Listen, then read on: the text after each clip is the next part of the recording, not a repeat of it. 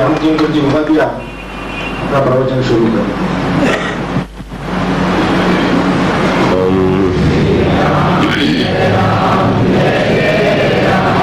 श्री राम जय जय राम, श्री राम जय जय राम, श्री राम जय जय राम, बोलिए श्यावर रामचंद्र महाराज की। ओम मंगलमूर्तये नमः, गणाधिपतये नमः, वर्णानामर्थसंज्ञानां रसानां छन्दसांपि मंगलानां च कर्तारो वन्दे वाणी विनायकौ शान्तं शाश्वतमप्रमेयमनघं निर्वाणशान्तिप्रदं ब्रह्माशं फणेन्द्रसेव्यमनिशं वेदान्तविद्यं विभुं रामाख्यं जगदीश्वरं सुरगुरुं मायामनुष्यं हरिं वन्देऽहं करुणाकरं रघुवरं भूपालचूडामणिं वन्दे विदेहतनया पदपुण्डरीकं कैशोरसौरभसमाहृतयोगिचित्तं हन्तं कृतापमनिशं मुनिहंससेव्यं सन्मानसालिपरिपीतपरागपुञ्जम् यत्र यत्र रघुनाथकीर्तनं तत्र तत्र कृतमस्तकाञ्जलिं बाष्पवारि परिपूर्णलोचनं मारुतिं नमत राक्षसान्तकं गौरमहाज्ञानी गुणराशि हरिसेवकतिनिकटनिवासी कुन्देन्दुधरगौरसुन्दरं अम्बिकापदिमभीष्टसिद्धिदं कारुणिककलकञ्जलोचनं नौमि शङ्करमनङ्गमोचनं वैदेहीसहिते सुरद्रुमतले हेमैर्महामण्डके रत्ने पुष्पकमासने मणिमये कवीरासने संस्थितम् अग्रे वाचयति प्रभञ्जनसुते प्रभञ्जनसुने तत्त्वयि मुनीन्द्रः परं व्याख्यातं भरताद् कृतं रामं भजे श्यामलम् श्रीगुरुचरणसरोजरज निजमलमुकुरसुधार वरणो रघुवरविमलयश योदायक फलचारि श्यावर राम।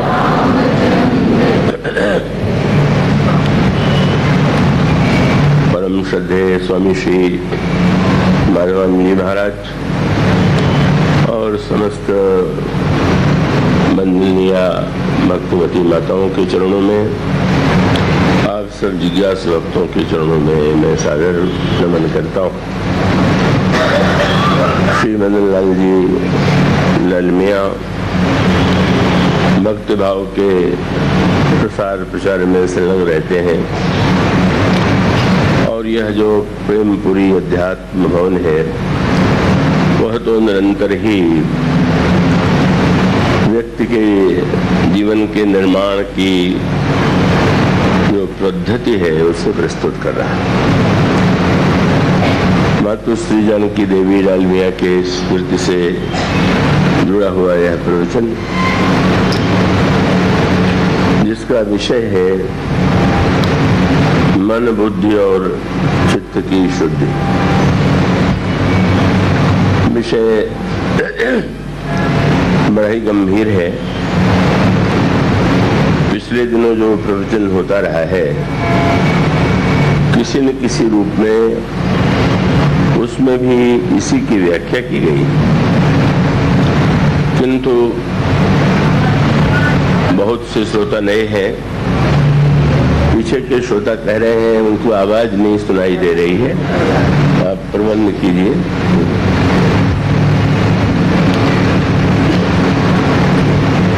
आप लोगों तक स्वर पहुंच गया कि नहीं? कुछ नहीं पहुंच गया? नहीं, हाथ उठाने का मतलब नहीं जा रहा है, आवाज नहीं आ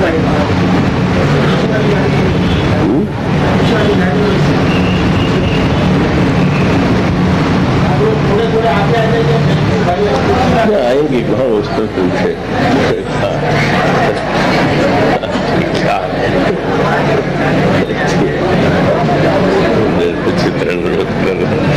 समस्या उत्पन्न होती है, बहुधा उनमें परस्पर मतभेद होता है, टकराहट होती है, और इस प्रवृत्ति के कारण कभी कभी लोग या कभी कभी क्या बहुधा अलग अलग रहने की रह करके यह समझते हैं कि हम शायद अधिक प्रसन्न और सुखी रह सकेंगे।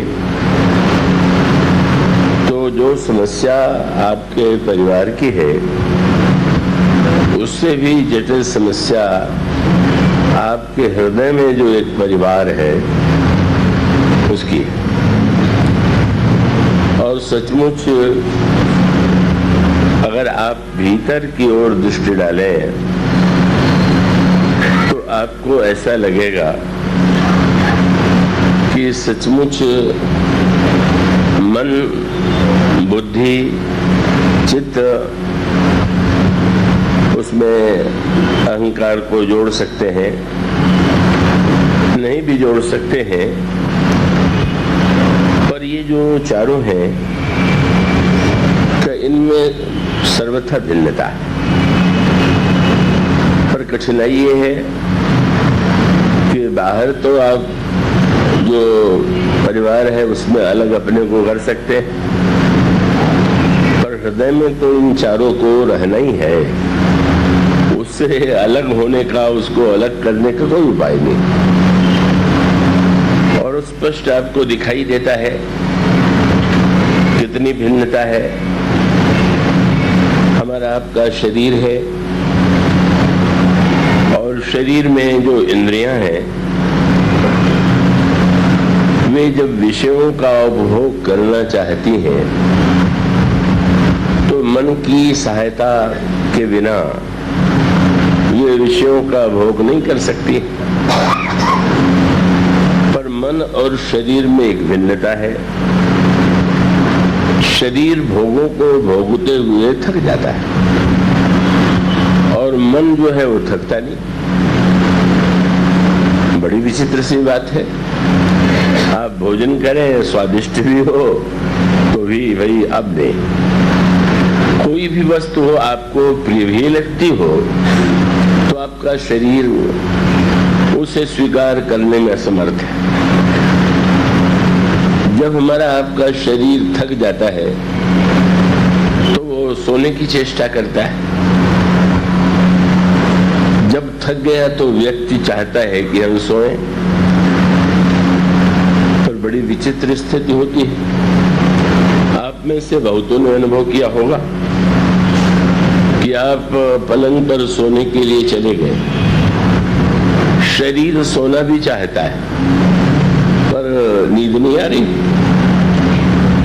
शरीर के लिए सोना आवश्यक है पर नींद क्यों नहीं आ रही?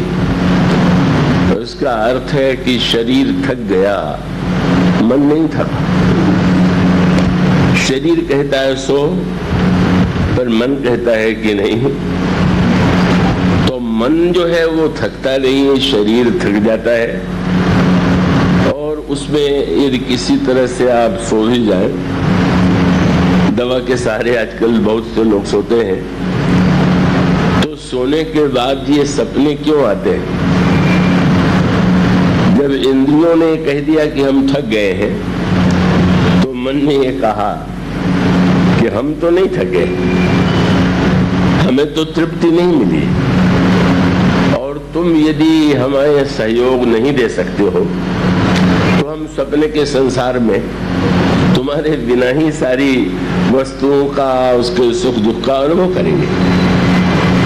तो सपना माने मन का बनाया हुआ संसार।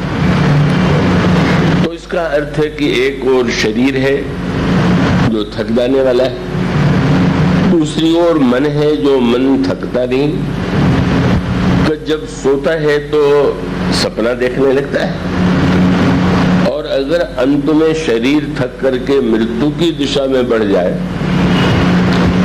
तो एक दिन ऐसी स्थिति आती है, शरीर वृद्ध होता है, शरीर की मृत्यु हो जाती है, या किसी समय भी शरीर की मृत्यु हो जाती है, पर विलक्षण ये मन है, ये मरता नहीं।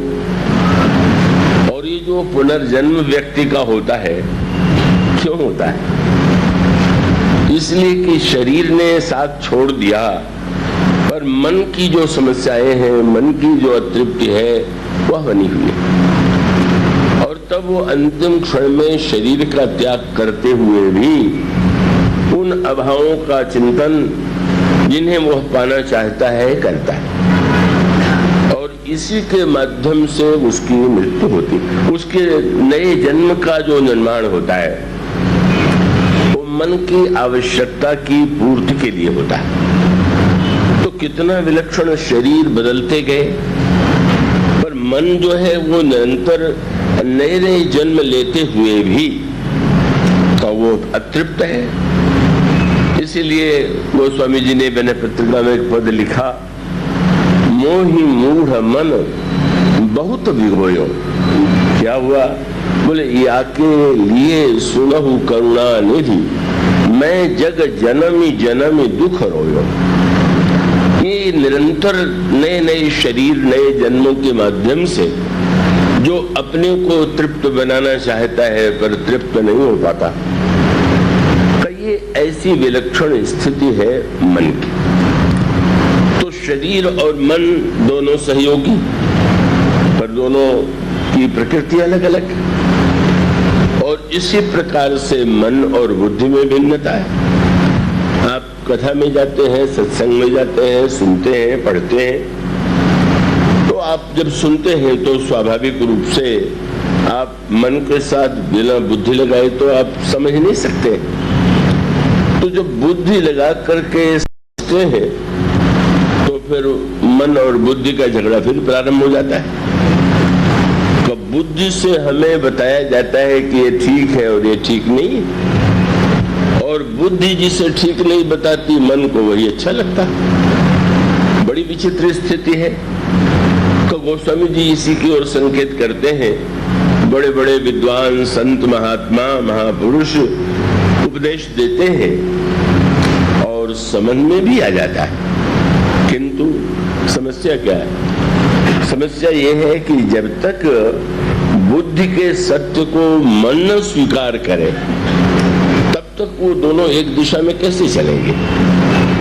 उसका परिणाम स्वाभाविक रूप से यह होता है कि गोस्वामी जी ने पत्रिका में कहते, स्थिति ये है कि कहिए, सुनिए, समझिए, समझाइए। कहते हैं, सुनने में आता है, समझ में आता है, समझाया जाता है, किंतु समस्या कहाँ आके अटक जाती है? बोले, दशा हृदय नहीं आवे। हम समझ गए, जब तक बैठे हैं प्रवचन में समझ में आ गया, जिन लोगों की ने बुद्धि का प्रयोग किया, पर जब जीवन में आए तो ठीक, जो सुना हुआ समझा हुआ सत्य है का वो एक और रह गया, और हमारा जीवन अपनी पुराने ढर्रे पर ही चलने लगा। इसी का संकेत मानस में किया गया रावण के प्रसंग में।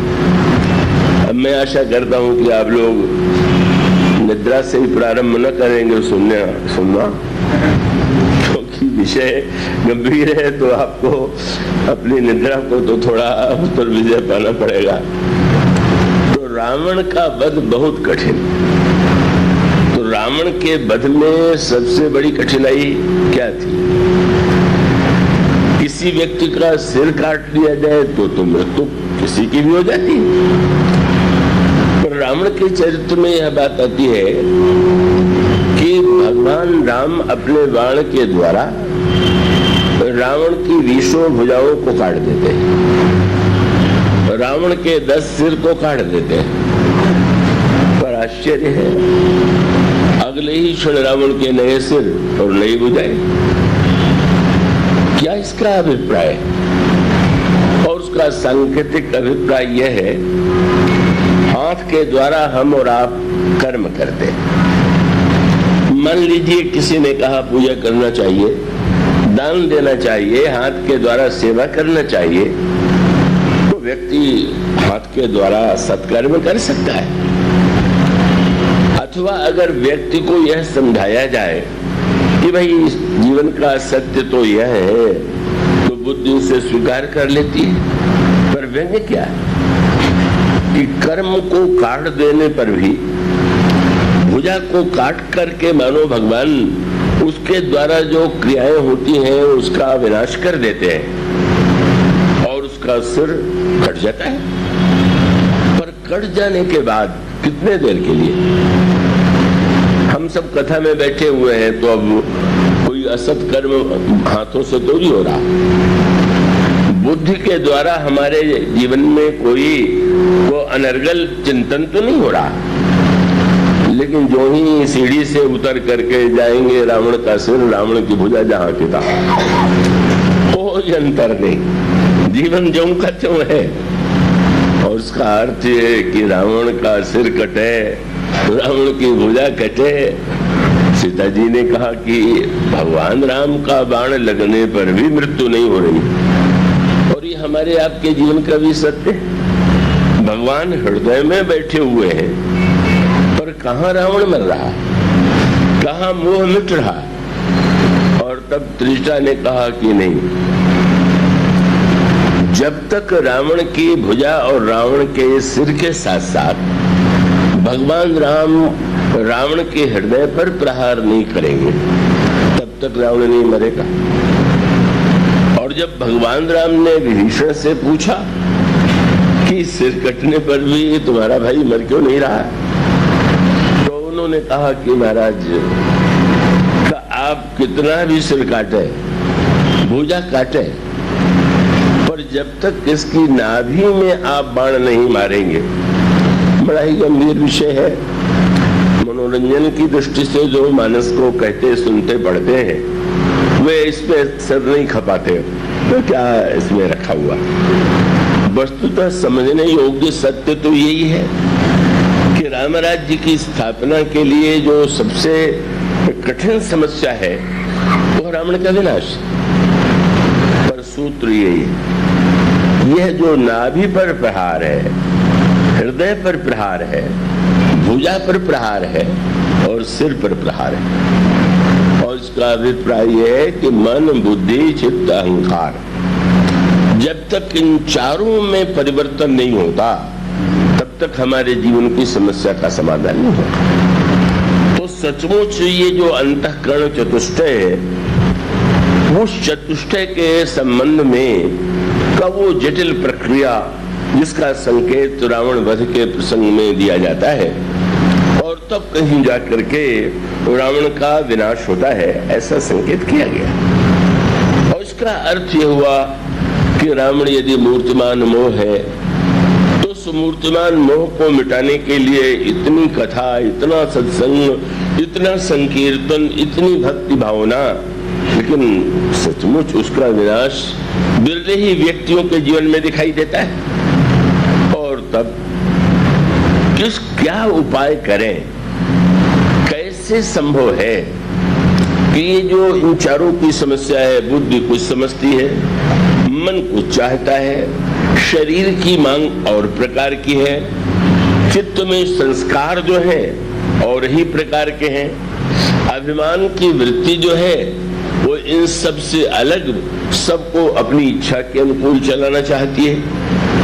और तब इन चारों की समस्या का समाधान कैसे किया जा सकता है, थोड़ा इसे मैं ऐसे ऐसी कथा के द्वारा रखने की चेष्टा करूंगा कि जो अधिक लोगों के लिए ग्राह्य हो, समझने योग्य हो। और उसके लिए हम आपको ले चलना चाहेंगे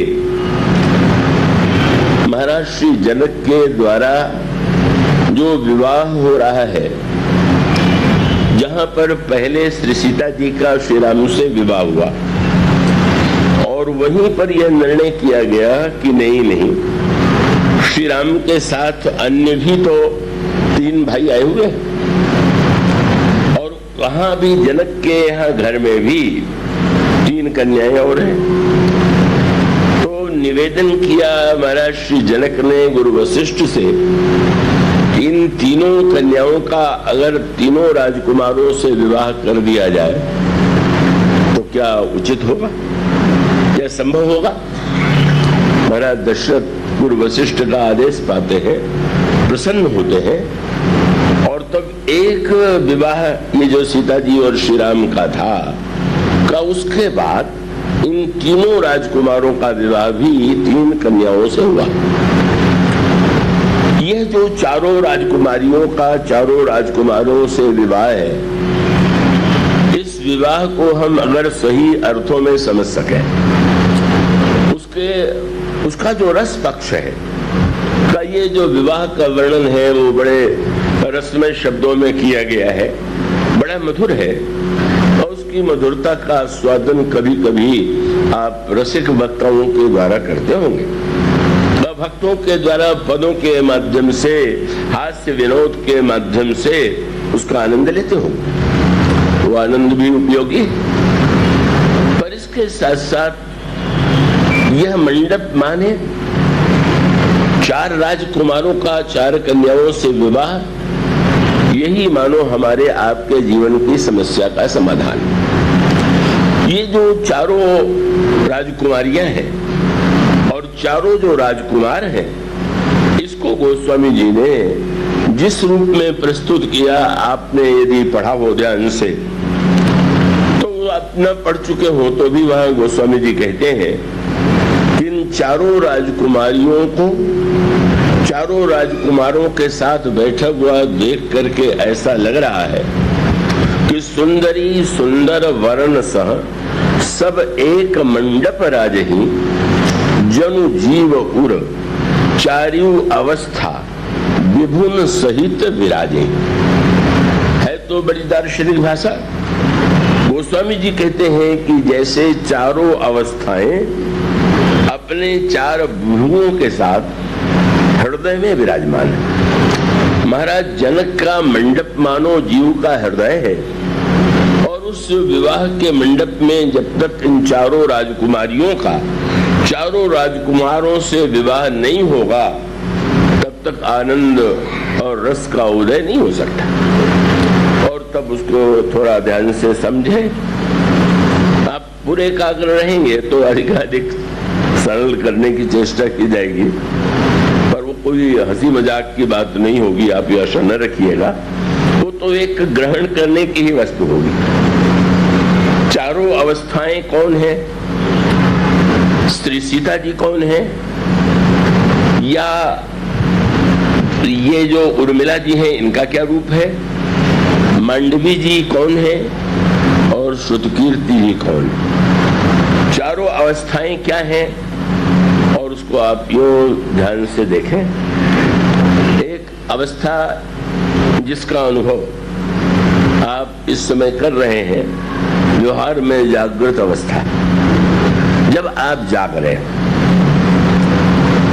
और फिर एक स्थिति है जब आप सो रहे हैं पर सोते हुए सपना देख रहे हैं, और फिर एक स्थिति है जब आप गहरी नींद में सो गए, सपना भी नहीं दिखाई दे रहा, और उसके बाद वह एक स्थिति आती है कि जब आप प्रातः काल उठते हैं।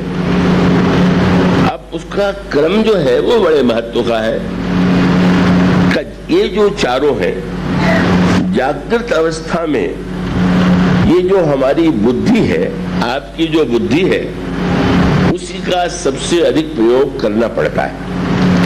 ये जो संसार में व्यवहार किया जाता है वो बुद्धि के द्वारा किया जाता है। और इसका अर्थ क्या हुआ दिन में मन में जो आवे वही अगर करने लगे तो लोग उसको पागल कहेंगे। पागल कौन है? का मन में जो बात आई वो बोल दिया, मन में जैसा आया वैसा कर लिया। तो वस्तुतः दिन में भी मन में विचित्र विचित्र प्रकार की इच्छाएं आती हैं, लेकिन हम जब जागते हैं तो हम अपनी बुद्धि को सजग रखते हैं। क्या बोलना चाहिए, कैसे व्यवहार करना चाहिए, क्या उचित लगेगा। अब कोई व्यक्ति आपसे मिलने के लिए आया हुआ हो और वो कई लोग बड़े उबाने वाले भी होते हैं। अब आपको लग रहा है कि ये जल्दी जाए तो किसी तरह से हम छुट्टी तो पावे, और अगर कहीं आपसे पूछ दे कि आपको कोई कष्ट तो नहीं हो रहा है मेरे बैठने से, तो बुद्धिमान व्यक्ति कहेगा नहीं, बड़ा आनंद आ रहा, लग रहा है बहुत बुरा। पर भाई व्यवहार यही है कि अब कोई अतिथि आया हुआ है, किसी से बात करना है तो हमको कहना चाहिए कि बहुत अच्छा। तो जब आप जागते हैं तो सारे व्यवहार में बुद्धि को ही केंद्र में रख करके व्यवहार किया जाता है, करना चाहिए, तभी संसार का व्यवहार सही से चलता है। किंतु जब आप सोते हैं तब क्या होता है, सपना आप कभी बुद्धि से नहीं देखते। जैसे दिन में व्यवहार में बुद्धि से एक गणित है, वो सपने का कोई गणित नहीं। का बुद्धि में व्यवहार में तो पहले पिता होगा बाद में पुत्र होगा, पर सपने में कितना उलट पलट हो जाएगा। क्यों? स्वप्न में आप जो व्यवहार करते हैं, मन जो है दिन भर बुद्धि के दबाने से उब जाता है, और जब सोते हैं तो मन कहता है भैया बड़ी छुट्टी मिली, अब हम मनमानी करेंगे। तो जो सपना दिखाई देता है उस स्वप्नावस्था में मन की प्रधानता। और फिर जब आप बिल्कुल गहरी नींद में सो जाते हैं, जब आप जग रहे हैं तब भी आपको भान है मेरा ये नाम है, मेरी जाति है, मेरा ये परिवार है, मेरा संबंध है। सपना आप देखते हैं तो सपने में और सुषुप्ति में बस दो संकेत बड़े महत्व के हैं। वो जो स्थिति है उस स्थिति में प्रगाढ़ सुषुप्ति में न हमें आपको अपने नाम का पता होता है, न अपनी जाति का पता है, न अपने परिवार का पता है, न किसी संबंध का पता है, तो कुछ नहीं।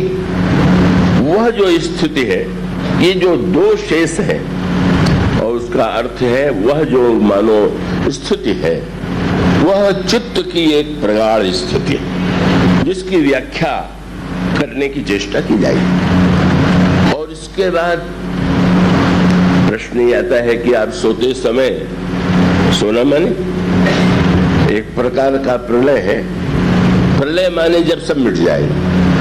तो जब आप गहरी सुषुप्ति में होते हैं तो मिट तो सभी गया, लेकिन प्रलय का नाम सुनते घबरा जाते हैं।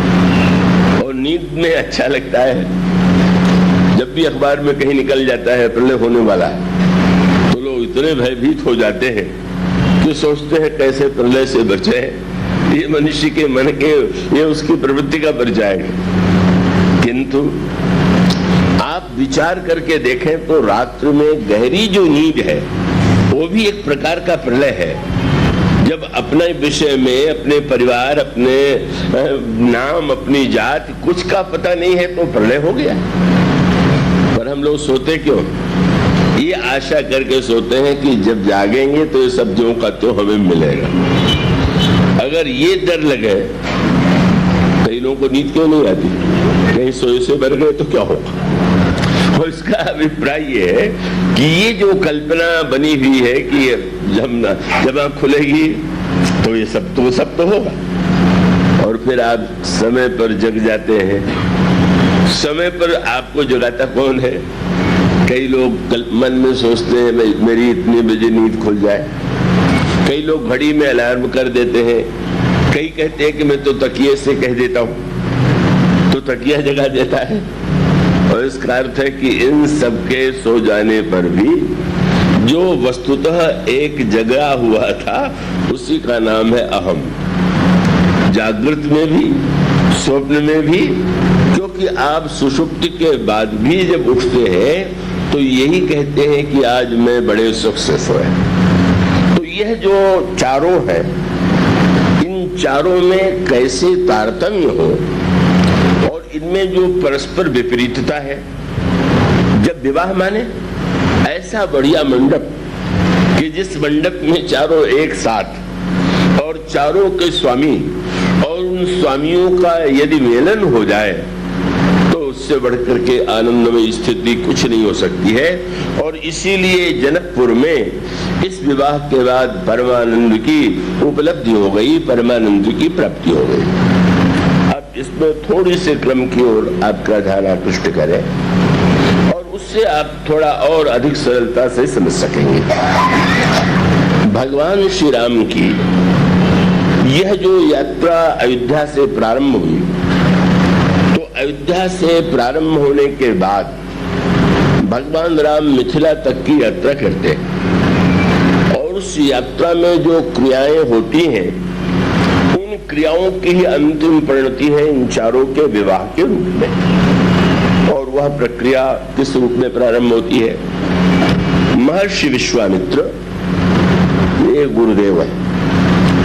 यहाँ पर मानो साधक की वह आकांक्षा जो वो ईश्वर के द्वारा चाहता है कि परिपूर्ण हो, उसके लिए ईश्वर के साथ गुरु की अपेक्षा है। और इसलिए इस यात्रा में भगवान श्री राम को ले चलने वाले, भगवान श्री राम को प्रेरित करने वाले महर्षि विश्वामित्र हैं जो गुरुदेव है। और जब वे यात्रा प्रारंभ करते हैं तो जो घटनाएं घटित होती हैं उसके अर्थ पर थोड़ा ध्यान दें।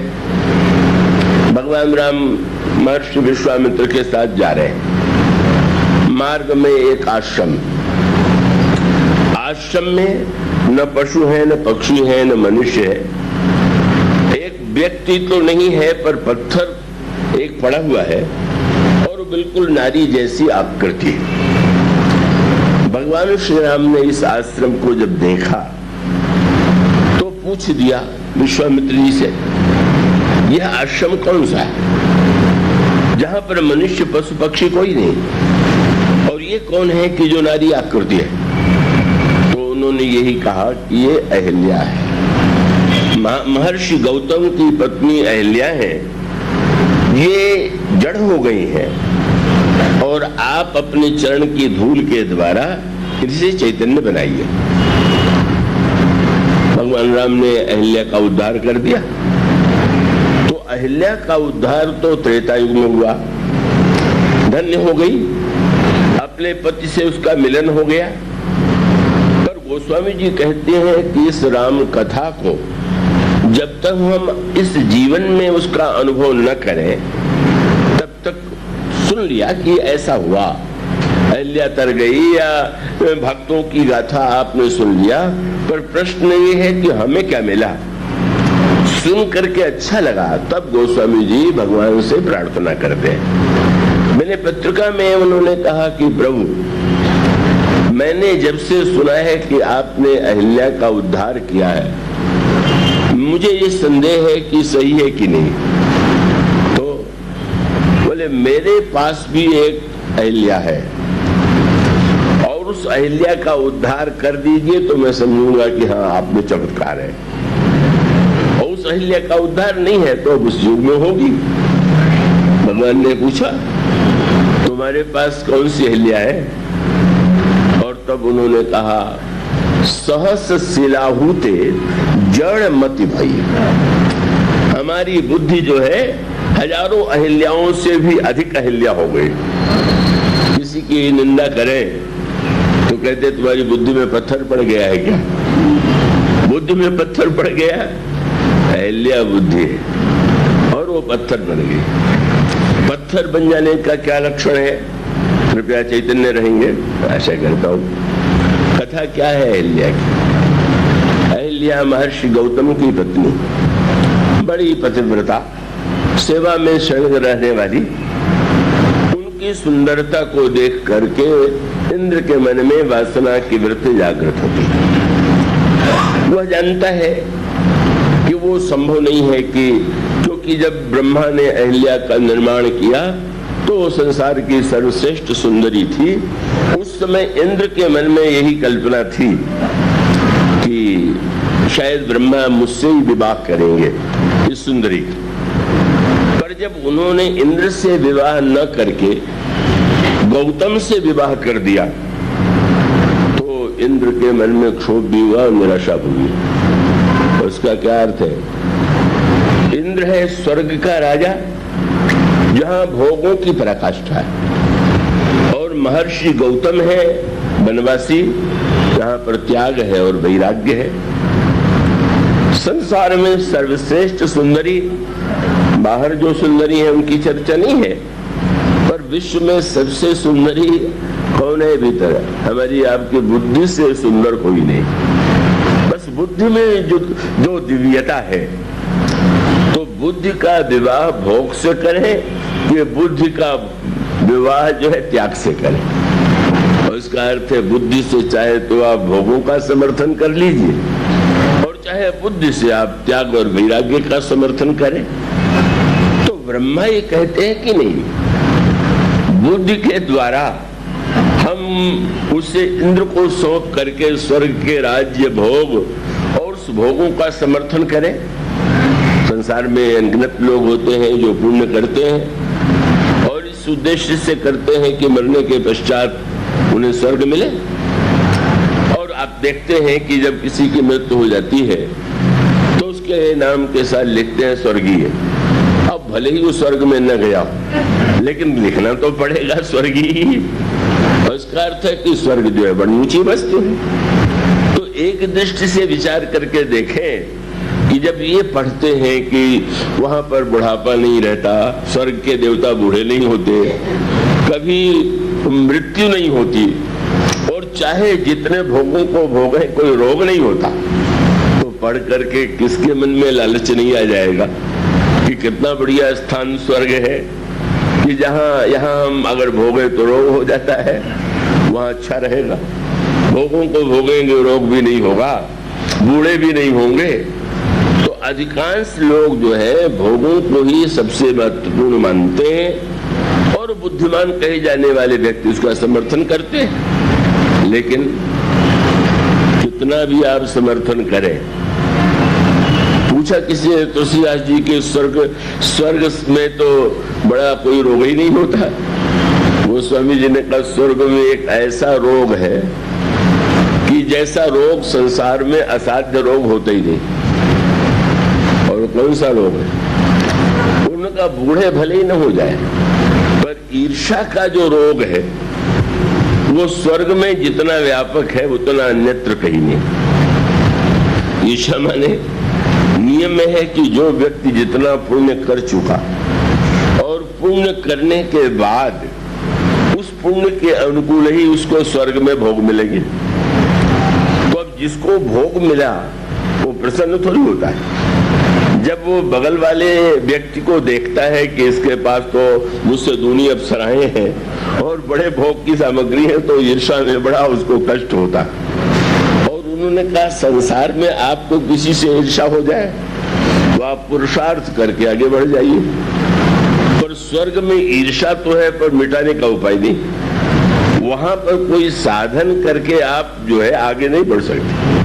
वो तो जो आप लेके आए हैं उतना ही रहेगा, वही खर्च होगा। और जब खर्च होगा तो मृत्यु भले ही न हो तो निकाल के ढकेल दिया जाएगा, जाओ नीचे। और उसका अभिप्राय यह है कि ये स्वर्ग में जो ईर्ष्या है, बड़ी व्यंग्यात्मक कथाएं आती है। यहाँ पर भी संकेत सूत्र वही, और संकेत सूत्र को मिलाइए, इंद्र की प्रवृत्ति को देखिए, जो यहाँ पर गौतम की पत्नी को पाने के लिए कितनी बड़ी विचित्र विडंबना है। जिस स्वर्ग में न जाने कितनी दिव्य सुंदरी अप्सराएं रहती हो, अनगिनत सुंदरियां हो और देवराज इंद्र की सेवा में हो, उसकी तो तृप्ति नहीं होती है।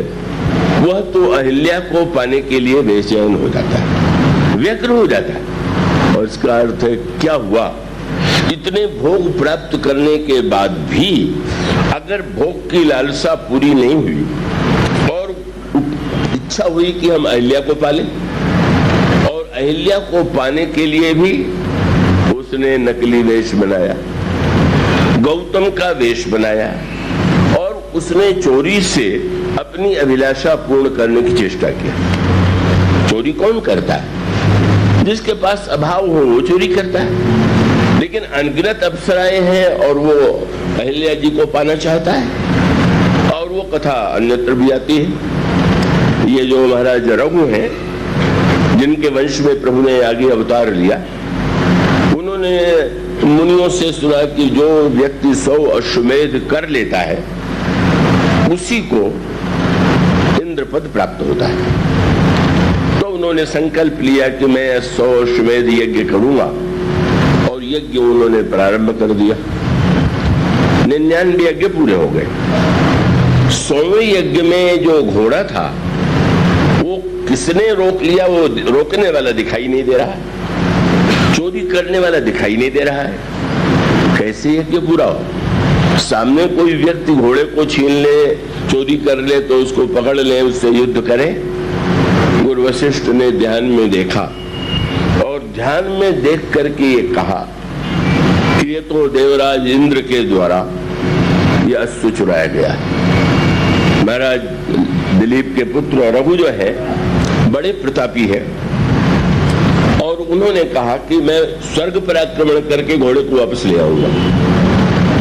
पर जब चलने को हुए तो सत्संग का जो प्रभाव था दिलीप के अंतःकरण में संचित, और तुरंत उन्होंने कहा कि ना, तुम घोड़े को लेने के लिए मत जाओ, मैं 100 यज्ञ नहीं करूंगा।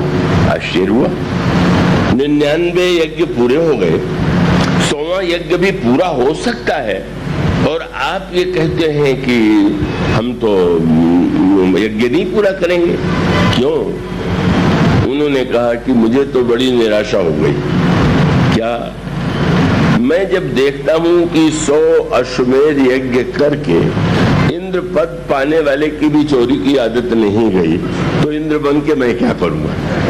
अभी यहाँ तो मैं चोरों को दंड देता हूँ कि जो चोर है उसको मैं दंड दूंगा, वहां जाकर के मैं स्वयं चोर वृत्ति है और मुझे कोई दंड देने वाला होगा नहीं, तो इस इंद्र पद को पाकर के क्या करें?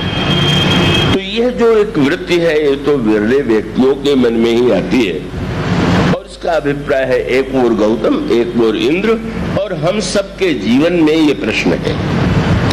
और तब बहुत एक सूत्र है बड़े महत्व का कि मन के द्वारा विषयों में रस लिया जाए तो बुरा होते हुए भी अत्यंत बुरा नहीं, पर जब मन में रस लेने के साथ साथ बुद्धि के द्वारा भी उसका तर्क और समर्थन ढूंढा जाए, आज के युग में ये वृत्ति बड़ी व्यापक है। तो जब हम बुद्धि से भी कहने लगेंगे नहीं यही लक्ष्य है, यही ठीक है, यही करना चाहिए, तब तो कभी भी हम बुराई से छूटेंगे ही नहीं, छोड़ने की इच्छा नहीं होगी।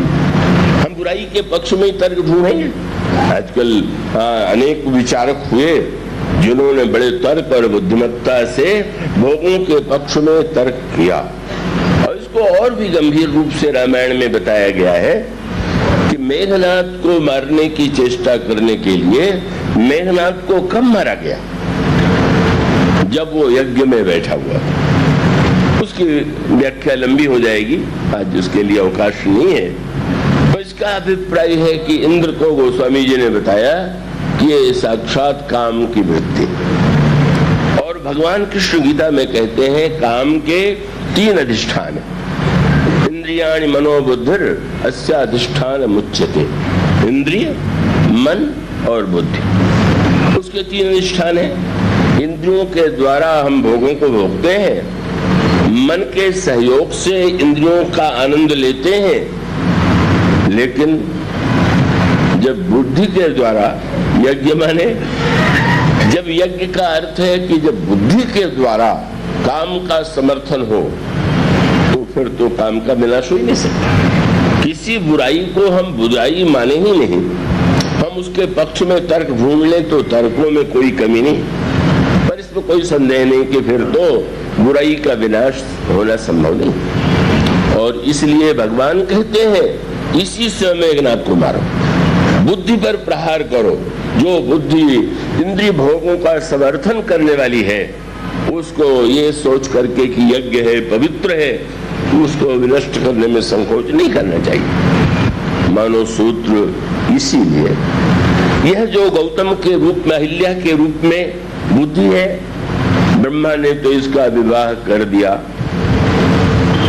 इंद्र से, गौतम से, लेकिन वह चोरी की सी वृत्ति है जो इंद्र के भोग लालसा के अधूरेपन को प्रकट करती है। अंत में उसने निर्णय किया छल से, चोरी से, प्रपंच से हम किसी न किसी प्रकार से अहिल्या को पाले। और तब बड़ी सांकेतिक कथा आती है। महर्षि गौतम नित्य प्रातः काल स्नान करते हैं। इंद्र ने अपनी माया के द्वारा ऐसी रचना कर दिया कि प्रातः काल बोलने वाला पक्षी बोल पड़ा। महर्षि गौतम ने देखा तो लगा कि प्रकाश होने वाला है, और तब वो स्नान करने के लिए चले गए। भ्रम हो गए, अंधकार है पर प्रकाश का भ्रम हो रहा। और ऐसी स्थिति में इंद्र गौतम का वेश बना करके आता है और अहिल्या चली जाती है। अहिल्या पहचानने में असमर्थ होती है, क्या पूरी तरह से न पहचानने के बाद भी कब वो भ्रम में पड़ जाती है। और उधर जब महर्षि गौतम जाते हैं किनारे स्नान करने तो लगता है कि अरे अभी तो प्रातः काल नहीं हुआ। और तब वो तुरंत लौटते हैं और उस समय इंद्र गौतम के वेश में आ रहा है। और तब उन्होंने शाप दिया, अच्छा तुम देवराज हो करके तुम्हारी इतनी पापमयी वृत्ति है। और उन्होंने अहिल्या को भी शाप दे दिया। अहिल्या को शाप दे दिया, जाओ तुम पत्थर हो जाओ, जड़ हो जाओ। और इंद्र को शाप दिया कि तुम्हारे शरीर में 1000 छिद्र हो जाए। घड़े में एक छेद हो जाए तो जल बह जाता है, और 1000 छेद हो जाए, कितना भी पुण्य तुमने क्यों न किया हो, पर जब तुम्हारे पुण्य का यही लक्षण है तो मैं शाप देता हूं 1000 छिद्र हो जाए। सूत्र यह है कि बुद्धि जब धोखा खाती है, बहुत ही मनोवैज्ञानिक है, बहुत समझने वाला व्यक्ति उसे समझ पाता है कि बुद्धि जो है वो जानबूझ के धोखा खाती है कि सचमुच धोखा खाती है।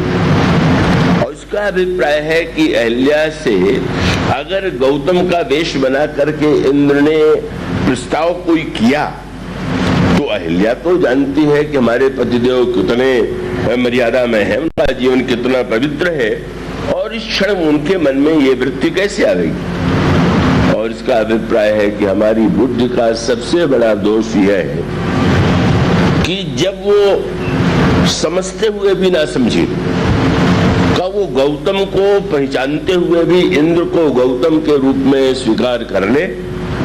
और इसका सीधा सा तात्पर्य है कि हम अपनी बुद्धि से जब भोग को ही त्याग मान लें, भोग की ही प्रशंसा करें और उसके पीछे तर्क ढूंढ करके उसे स्वीकार कर लेंगे तो हमारी बुद्धि जड़ हो जाएगी। गोस्वामी जी ने कहा महाराज जो अहिल्या ने तो एक बार धोखा खाया, हमारी बुद्धि जो है वो तो नित्य यही धोखा स्वयं को देती रहती है और वो बुद्धि जड़ हो गई।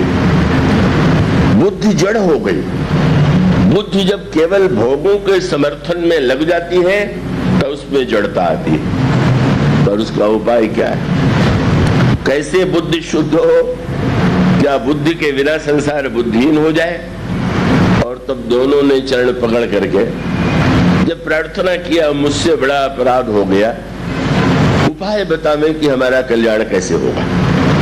और इसका अभिप्राय कि बुद्धिमत्ता के साथ अगर अहंकार जुड़ जाए, जैसा कि रावण के जीवन में रावण सीता जी का हरण करता है, उसको कोई संकोच नहीं और इंद्र के मन में पश्चाताप होता है। और इसका पहला सूत्र यह है कि अगर हमारी बुद्धि कभी भ्रमित भी हो, अगर हमारी बुद्धि कभी भोगों के समर्थन में लग भी जाए, तो अहंकार के स्थान पर हमारे मन में विनम्रता, लगे कि नहीं मुझसे भूल हुई है। भूल को भूल मान लेना भूल के मिटने का पहला उपाय यही। का 2 बच्चे हैं, एक बच्चे से कोई वस्तु टूट गई, पिता ने पूछा क्यों तोड़ा, और कह दे कि वाह आप नहीं तोड़ते थे क्या, आपसे कभी कुछ टूटा ही नहीं क्या। अब ये भी तर्क बच्चे कभी कर भी देते हैं, बच्चे क्या बड़े भी कर देते हैं। तो कहे कोई तो कहेंगे वाह आप में ऐसा नहीं है क्या। तो वो बालक जो कि कह रहा है कि वाह इसमें क्या बुराई है, आप भी तोड़ते थे, मुझसे टूट गया तो आप क्यों नाराज हो रहे हैं। और एक बच्चा है वो जो कहता है कि पिताजी भूल हो गई, असावधानी हो गई। तो अब दोनों में तो अंतर है, एक को तो थोड़ा ताड़ना की अपेक्षा है और दूसरों को पुचकार करके केवल यह कहने की आवश्यकता है कि बेटा आगे से असावधान नहीं होना चाहिए, सावधान रहना चाहिए। तो रावण और इंद्र का अंतर यही, रावण को अपने जीवन में कभी ये नहीं लगा कि मैंने कुछ बुरा किया है, जो मैंने किया है सब ठीक किया। और इंद्र के द्वारा इंद्र में अंतर यही है कि उसने भूल किया पर उसको लगा कि ये तो बहुत बड़ी भूल, बड़ा अनर्थ हो गया। और अहिल्या ने भी ये नहीं कहा कि मेरा अपराध क्या है कि आप मुझे दंड दे रहे। अपराध किया इंद्र ने तो इंद्र को दंड दीजिए, मुझे आप अगर मुझे भ्रम हो गया तो आप मुझे दंड देते हैं क्या। पर अहिल्या को भी ये लगा कि नहीं, पूरी विवेक का शक्ति का हमने उपयोग नहीं किया, हमारे मन में कहीं अंतर जीवन में कोई भोग लालसा छिपी होगी, इसीलिए मैंने स्वीकार कर लिया। यह एक सूत्र है कि हम अपने बुद्धिमत्ता को, हम सबसे बड़ा बुद्धिमान अपने को न मान लें, अपनी बुद्धि से हर बुराई हर दुर्बलता का समर्थन न करें। श्री राम